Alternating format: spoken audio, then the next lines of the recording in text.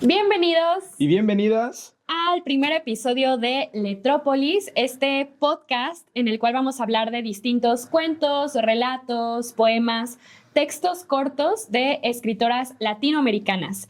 El día de hoy vamos a comenzar con Chile porque vamos a ir subiendo por todo el continente hasta llegar a México, bueno, tomando en cuenta que es Latinoamérica. Pero bueno, ¿cuál es el cuento del día de hoy, Dani? Hoy vamos a hablar sobre El árbol. El árbol, de María Luisa Bombal.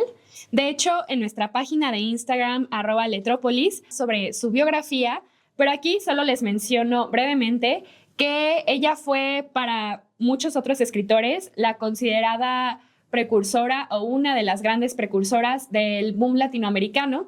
Sin embargo, tiene obras cortitas. De hecho, si pudiéramos reunir todo lo que escribió, serían en total unas 500 600 páginas, y aún así hizo cuentos, relatos, novelas, incluso escribió para teatro, muy buenos, de gran calidad, y siempre pensando justo en la interioridad de las mujeres, en el papel de las mujeres dentro del matrimonio, dentro de la sociedad. Y bueno, de eso va más o menos el cuento de hoy, ¿cierto, Dani? Sí, me llama mucho la atención el personaje de Luis.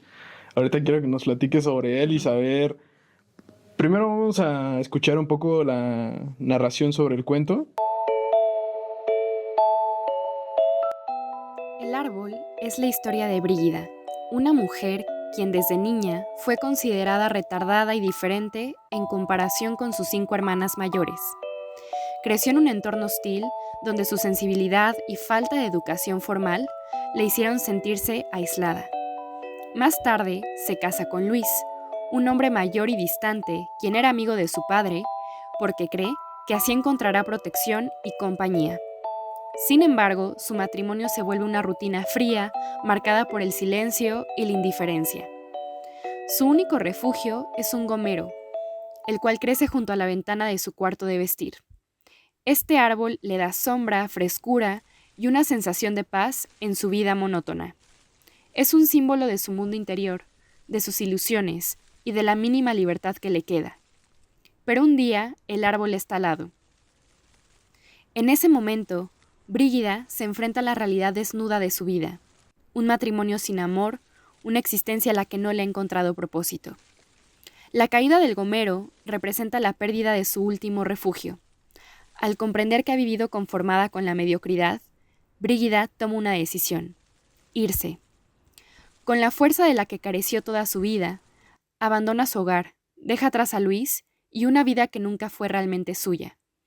El árbol es un cuento sobre la desolación, el deseo de libertad y el despertar de una mujer que, al perderlo todo, se encuentra a sí misma. Sin embargo, como anciana, aún le cuesta reconocerse.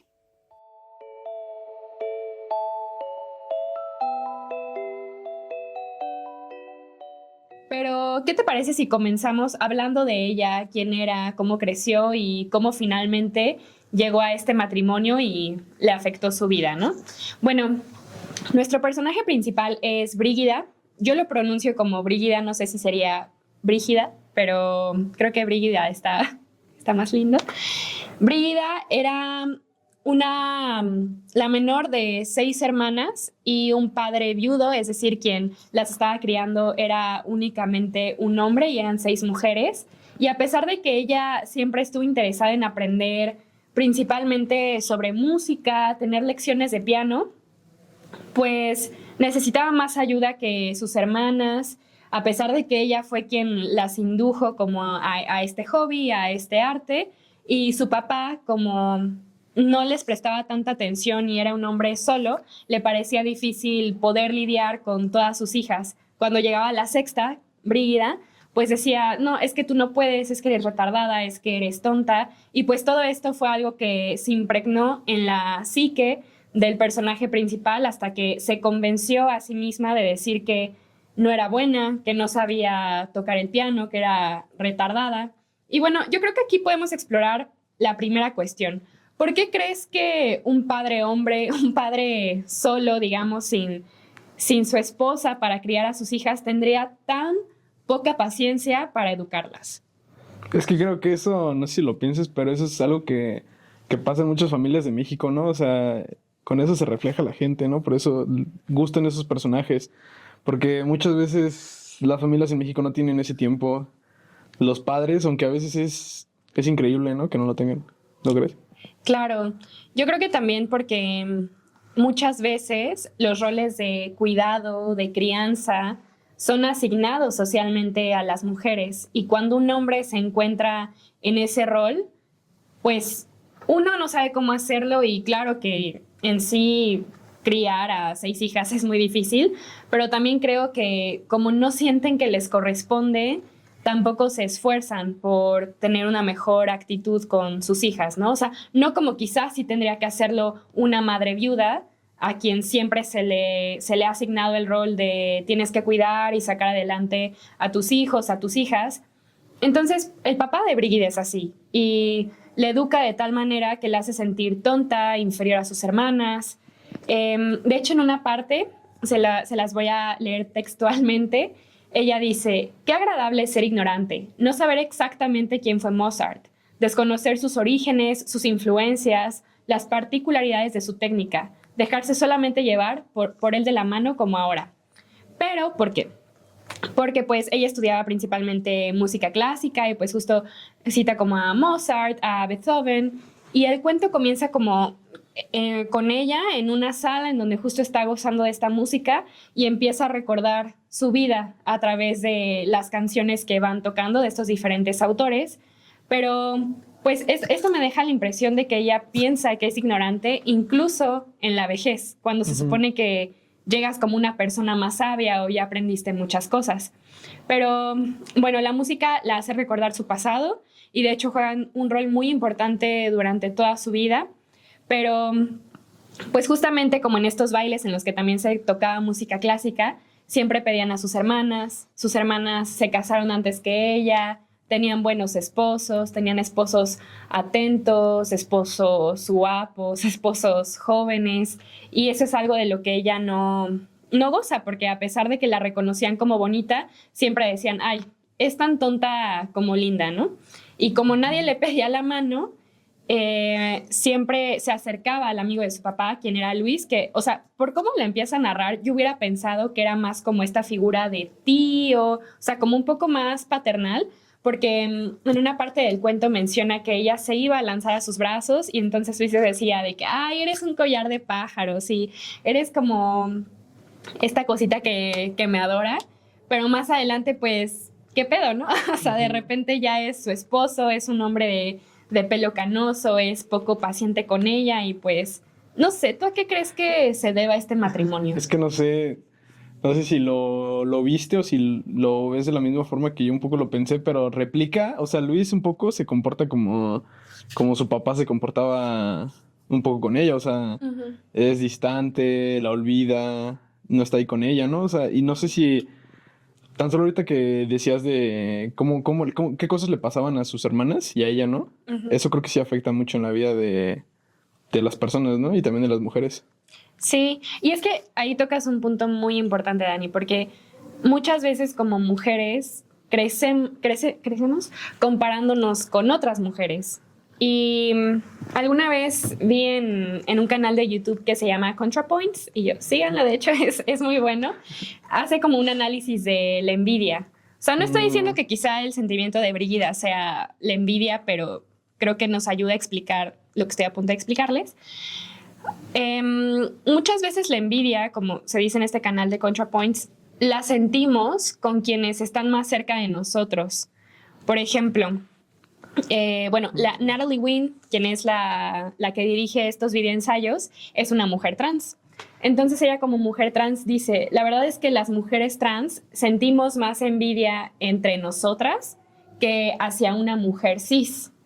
Y por ejemplo, nosotras, o sea, bueno, yo como mujer cis o Brígida como mujer cis, pero digamos con sus hermanas, pues sí podría sentir un poco de recelo, de envidia más hacia ellas que a otras mujeres que no son de su familia, porque son con quienes más fácilmente pueden compararla y con quienes más directamente se ve que tú no eres suficiente, tú no lo haces como tu hermana, tú no te casaste con alguien como tu hermana, tú no aprendiste a tocar el piano como tu hermana, entonces pues como esta parte con las mujeres más cercanas a veces es cuando más se siente esta competencia, ¿no?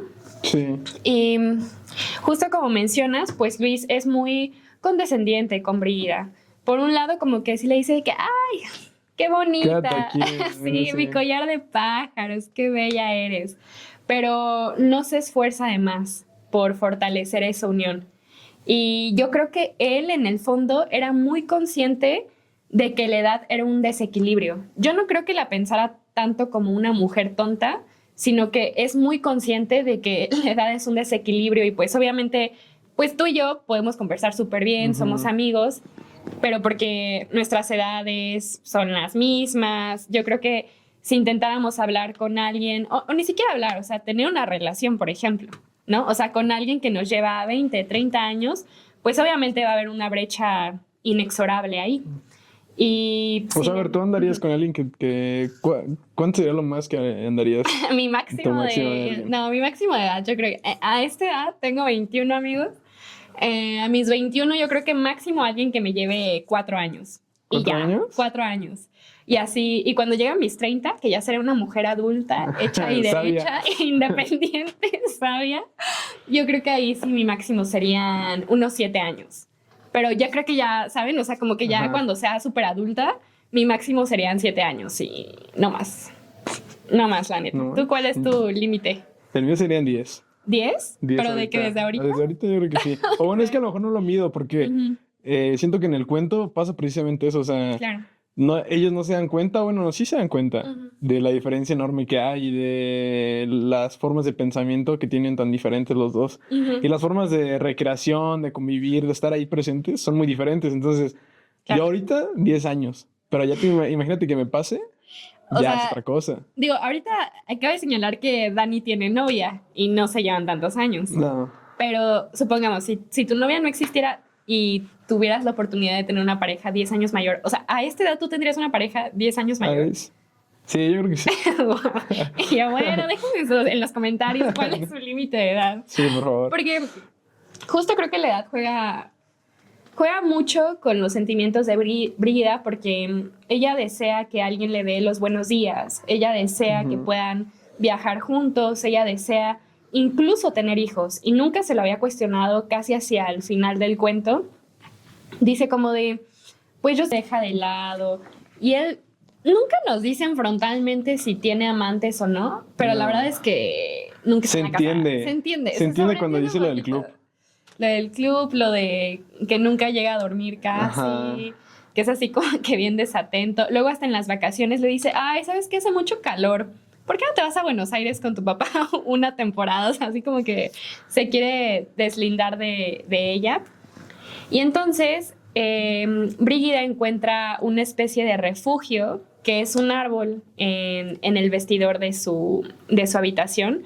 Porque al parecer cuando ve este árbol tan frondoso, tan grande, tan fresco, tan lleno de vida, con los niños jugando alrededor de él, con los pájaros haciendo sus nidos y todo esto, pues ella creo que de alguna manera encuentra refugio en la contemplación, en la naturaleza, y es su manera también de imaginar otras realidades posibles, ¿no? Sí, como, de hecho, bueno, ahorita no te vamos a ir hacia el final del cuento, Sí. pero justo lo que pasa al final, ¿no? Como que su única luz, bueno, no voy a decir qué pasa al final, ¿no? Pero No, su sí, luz... es con spoilers este Es con el podcast, spoiler, sí, pero vamos a avisar cuando vengan los spoilers. Ajá. Pero su luz es como justo esta naturaleza que tiene Sí. afuera, porque adentro está totalmente oscuro, eso es lo que yo leo. Y de hecho, no sé si tú te ha pasado, si conozcas, Sí. porque yo sí conozco, de gente que vive tipo una situación así, o sea, Claro. que no es feliz donde está, pero por cualquier razón está, no sé si tú conozcas. Claro. Como que hay algo a lo que pueden anclarse para seguir haciendo funcionar esta realidad.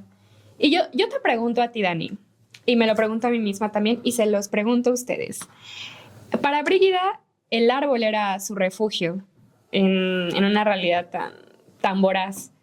Pero para ti, ¿cuál sería tu refugio? Yo me identifico mucho cuando dijo eso porque yo juego mucho, o sea, tú sabes, te he contado, Sí. juego mucho videojuegos y entonces siento que cuando juego videojuegos es como que aquí está, o sea, está tranquilo ahí claro. el ambiente y es como ella, se metió a su armario Sí, y era como, aquí estoy, me relajo, ¿no? sí. No sé tú, el tuyo, Yo creo que el mismo es la literatura de misma. literatura, porque estamos en Letrópolis. No lo olviden, amigos. Pero bueno, justo como que se siente en desventaja con Luis. Incluso dice como de, es que yo creo que me oculta. Y es que tampoco tengo amigas. Y es que no nada. Y yo lo que percibo de parte de este güey es que es como un te quiero, pero no me esfuerzo por ti. Y creo que eso nos pasa siempre. O sea, como quiero a alguien, pero la siento tan segura, tan seguro, que no hago ningún esfuerzo por nutrir esa relación, ¿sabes? Sí, sientes que estás como en algo seguro, ¿no? Algo que ya no tienes que invertir más cosas, más tiempo, porque... Hasta dinero. Hasta dinero. Pero creo que justo es, o sea, es por la personalidad de él y por la mentalidad de él. Porque, es decir, ella ya viene con otra mentalidad de más joven. Claro. Pero estoy seguro que si tú le preguntas a las abuelas, es más, pregúntenle a sus abuelas. Queremos saber. Y queremos saber, lo ponen en los comentarios. Y mucha gente te va a decir eso. O sea, estoy seguro, obviamente no lo van a aceptar por la cultura, pero estoy seguro que muchas abuelas de nosotros están con su esposo, con su señor, solo por, pues no sé, porque ahí están, o sea, no sé. Por seguir una costumbre, y yo creo que hasta ellos como hombres, porque ella también plantea, o sea, Brígida, ¿no? El personaje principal dice como de, si no se hubiera casado conmigo, pues ¿cuál hubiera sido el destino de Luis? Quizá él también hubiera sido menos hombre, básicamente. O sea, como que la sociedad nos plantea una serie de reglas que si no se cumplen nos hacen sentir pues incompletos, ¿no? Y yo ahorita actualmente, o sea, lo pensamos con nuestras abuelas, pero pienso, ¿cómo hubiera reaccionado en esta época contemporánea, Brígida? O sea, quizá hubiera sido diferente o hubiera aguantado menos, porque finalmente lo deja. O sea, sí termina por irse de ese matrimonio, pero pues a costa de un montón de cosas, porque incluso cuando ella por primera vez intenta ofenderlo o intenta como ponerse a su altura, como que dice, es que soy tan tonta que ni siquiera sé contestar. Ajá, no sé qué groserías usar, o sea, cuáles son apropiadas para esta ocasión. Pero yo más que pensarla como una mujer tonta, creo que no se permitía a sí misma ser mala. O sea, como, ¿sabes? Como que transgredir. Sí, es que era muy tierna. Ajá. Yo me fijé de eso. Bueno, tierna, no sé si... Sí. Hola. Si van a utilizar las cabinas. ¿Sí? Ya nos salimos. Gracias. Sí, es que vamos a recapitular, o sea, ella es una persona brígida, es una persona como tierna, de que desde el inicio de su vida, literalmente como que le dice, no, es que tú no puedes ofender. Claro. O sea, porque no sabes, y va creciendo, y la forma en que llevó su vida, justo lo que decíamos, a causa de qué, o sea, termina su matrimonio, pero pues todo lo que pasó, es esto de que al final no puede ni insultarlo, porque bueno, no es que no pueda, sino ella no se siente capaz. Y entonces el único mecanismo que encuentra para ponerle una barrera es el silencio. O sea, como que ya después él dice, ay, pues, ¿qué te pasa? Qué bonito vestido, bueno, qué bonito atuendo, oye, ¿quieres salir a comer? O sea, como que ahora sí, como ve las consecuencias, él intenta de alguna manera reparar esto y le dice, ¿sabes qué? Si ya no me quieres... pues yo creo que hay que pensárnoslo bien, o sea, no hay que dejarnos, como dando a entender que él tampoco la quería, pero que el matrimonio tenía que seguir en pie porque era lo que debía hacerse, ¿no?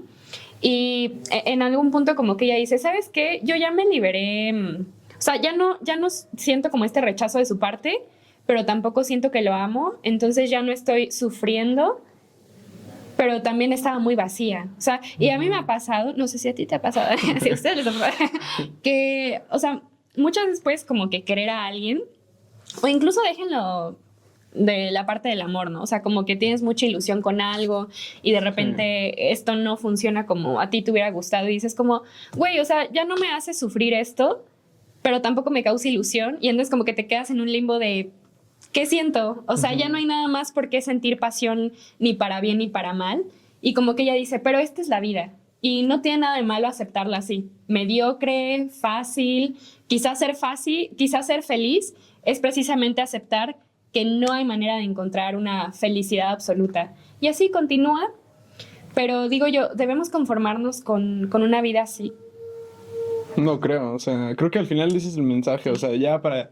Vamos a ir cerrando a ir cerrando la ciudad de Letrópolis, pero creo que es el final, es lo que nos dice Brígida, que no se aguanta esa vida. O sea, al final de cuentas, no se busca estar en un limbo, ¿no? Si no se busca estar pues estar feliz, estar pleno, no en un limbo donde no sabes qué sientes ni qué esperas. Sí. Y yo creo que eso que ella decía realmente, Dani, era más como una coraza, o sea, así como que se puso en una coraza para creerse indestructible.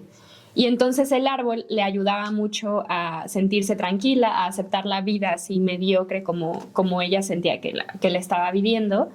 Y cuando finalmente lo talan, este es el spoiler, cuando finalmente talan el árbol porque estaba en una calle muy estrecha y, digamos, no estaba funcionando más que para Brígida, realmente, Sí, real. pues como que ella sí se pregunta, pues ya no quiero ser para los otros, o sea, quiero ser para mí misma, ¿no? Y justo cuando se está como que despidiendo, o sea, sí le pregunta a Luis, ¿a dónde te vas, no? O sea, ¿qué está pasando? Y ella le responde, que de hecho es como la última línea del cuento, el árbol, Luis, el árbol, han derribado el gomero.